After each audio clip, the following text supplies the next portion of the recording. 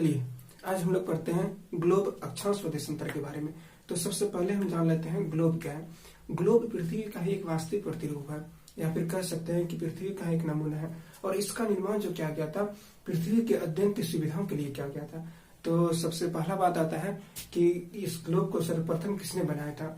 Globe को सर्वप्रथम Martin Behaim ने बनाया था, जो जर्मनी के एक महान वैज्ञानिक थे, और इन्होंने जो यह ग्लोब बनाया था यह कोपरनिकस के सिद्धांत पर आधारित था। किसके सिद्धांत पर?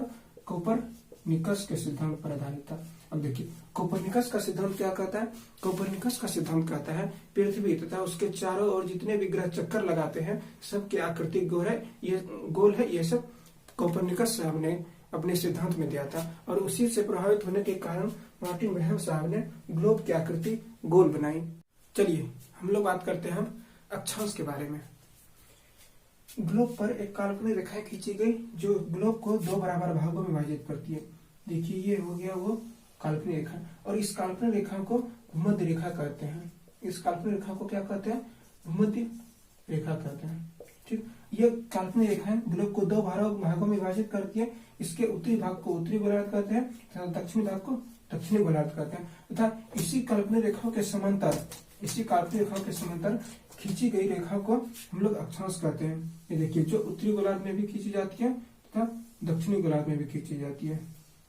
ठीक, ये देखिए उसी तरह से यहाँ भी आप लोगों ने ग्लोब पर इस तरह की रेखा को देखे होंगे।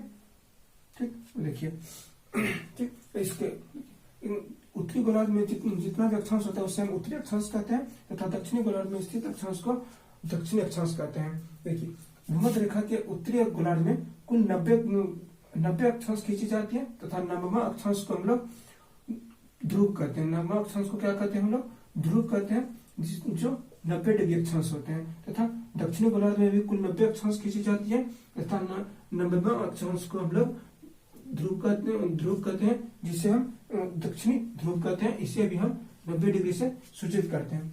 ठीक है, अब देखिए कुछ अक्षांश रेखाएं हमारे लिए महत्वपूर्ण होती है, जैसे 23.5 डिग्री उत्तरी अक्षांश जिसे कर्क रेखा कहते हैं, तथा 23.5 डिग्री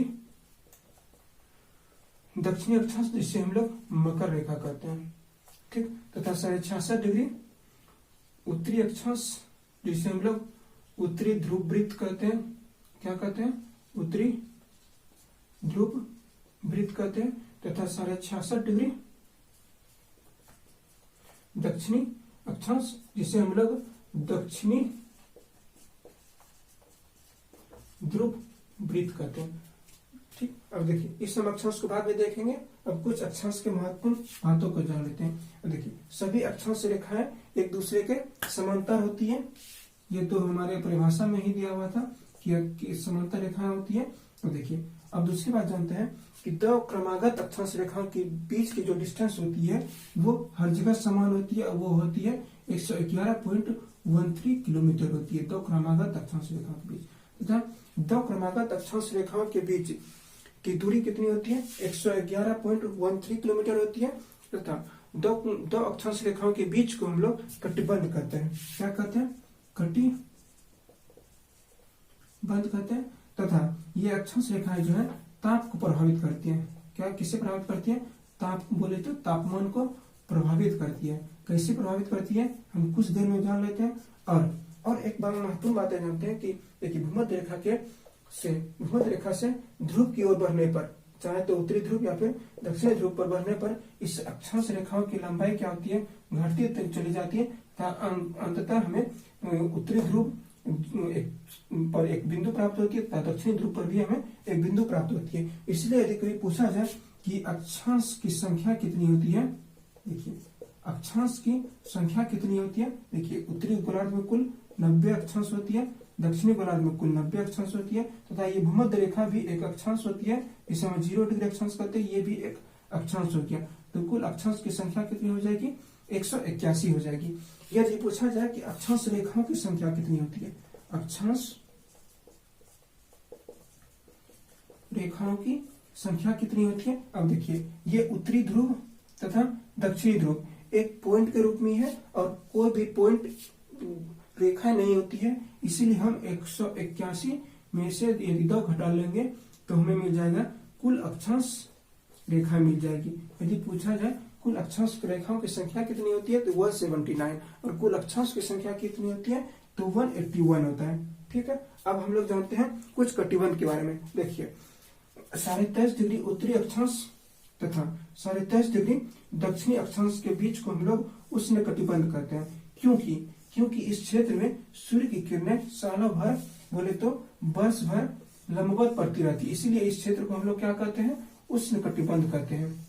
ठीक, अब देखिए 23.5 से लेकर 66.5 डिग्री उत्तरी गोलार्ध में तथा दक्षिणी गोलार्ध में दोनों में 23.5 से लेकर 66.5 डिग्री के बीच के अक्षांश को हम लोग समशीतोष्ण कटिबंध कहते हैं। क्योंकि इस गोलार्ध में सूर्य की किरणें तिरछी पड़ती है, इसीलिए यह क्षेत्र ना तो बहुत अधिक ठंडी हो पाती है और ना तो बहुत अधिक गर्म हो पाती है, इसीलिए हम इस क्षेत्र को समशीतोष्ण क्षेत्र कटिबंध कहते हैं। क्या कहते हैं समशीतोष्ण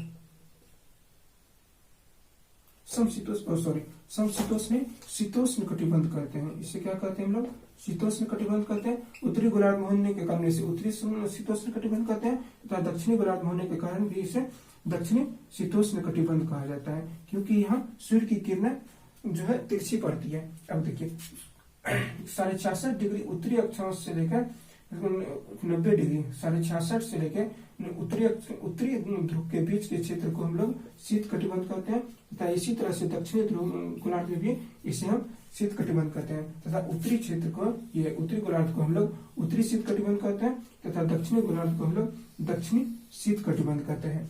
तो यहाँ तक होता है अक्षांश के बारे में। अब हम लोग देशांतर के बारे में अगले वीडियो में पढ़ेंगे, तब तक के लिए धन्यवाद।